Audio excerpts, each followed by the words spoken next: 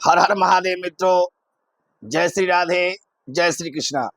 भक्तों, आज आप लोगों को आषाढ़ कृष्ण पक्ष की एकादशी तिथि का जो व्रत है वह व्रत करने से क्या फायदा होता है और एकादशी व्रत किस नाम से जाना जाता है, आषाढ़ कृष्ण पक्ष का जो एकादशी तिथि है वह किस नाम से विख्यात है, इसके बारे में हमें महत्वपूर्ण जानकारी आप लोगों के साथ हम शेयर करेंगे।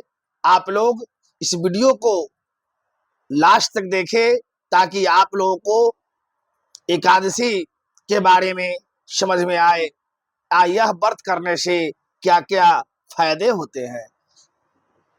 तो चलिए दोस्तों, भक्तों, आज हमें आपसे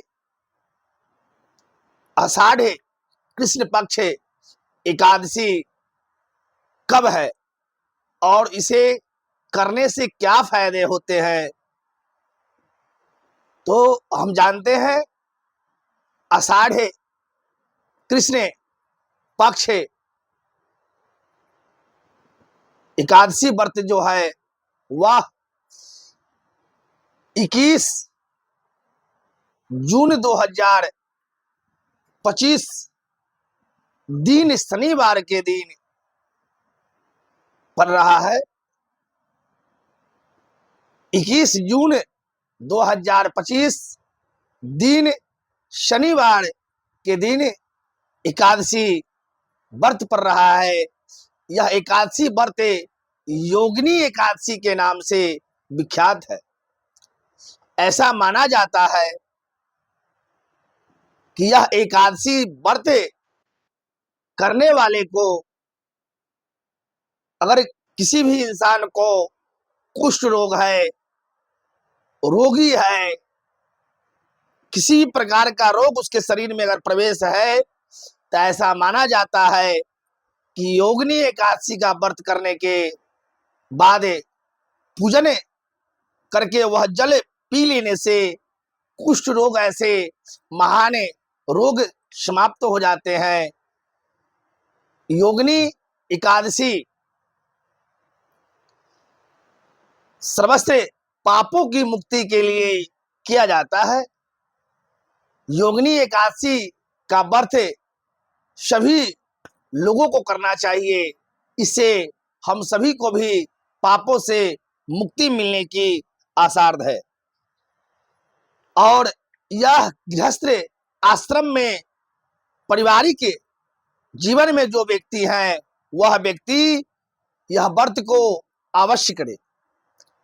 21 जून 2025 दिन शनिवार योगिनी एकादशी का व्रत बहुत ही प्रसिद्ध है और यह व्रत को करने से सभी प्रकार के पापों से मुक्ति होती है और मोक्ष की भी प्राप्ति होती है।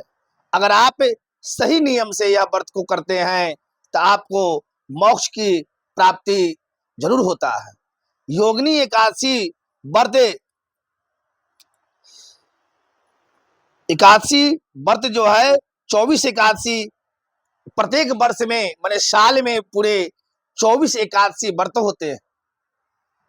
24 एकादशी व्रत होते हैं, उसमें यह योगिनी एकादशी व्रत के रूप में जाना जाता है। योगिनी एकादशी व्रत पद्म पुराण उत्तराखंड में प्राप्त होती है। आषाढ़ मास के कृष्ण एकादशी को योगिनी एकादशी या इसको आप शयनी एकादशी भी कहते हैं। इस व्रत को हम शयनी एकादशी भी कहते हैं। भगवान शयन कक्ष में जाते हैं ऐसा माना जाता है। इसे हम शयनी एकादशी के रूप में भी हम जानते हैं। इसलिए भगवान नारायण की पूजा उस दिन विशेष रूप से करें। भगवान नारायण को एकादशी के दिन चावल का स्पर्श और चावल खाना वर्जित है। यह कार्य एकादशी के दिन नहीं करना चाहिए। एकादशी व्रत करने वाले और जो न कर रहे हैं उन सभी लोगों को एकादशी व्रत के दिन चावल नहीं खाना चाहिए और चावल नहीं छूना चाहिए।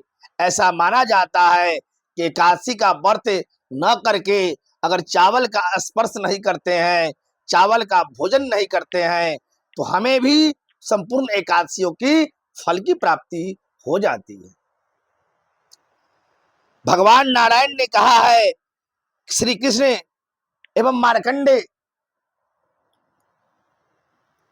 मार्कंड जो है इसे योगिनी एकादशी के महत्व को बहुत तरह से जानते हैं। आप भी यह योगिनी एकादशी का व्रत अवश्य करें। योगिनी एकादशी का व्रत करने से संपूर्ण फलों की प्राप्ति होती है। श्री कृष्ण भगवान कहते हैं कि राजन, आषाढ़ कृष्ण पक्ष की जो एकादशी के नाम योगिनी है, इस व्रत को समस्त पाप नष्ट हो जाते हैं। इस व्रत को करने से हमारी जितने भी प्रकार के पाप हैं वह सभी पाप नष्ट हो जाते हैं और इस लोक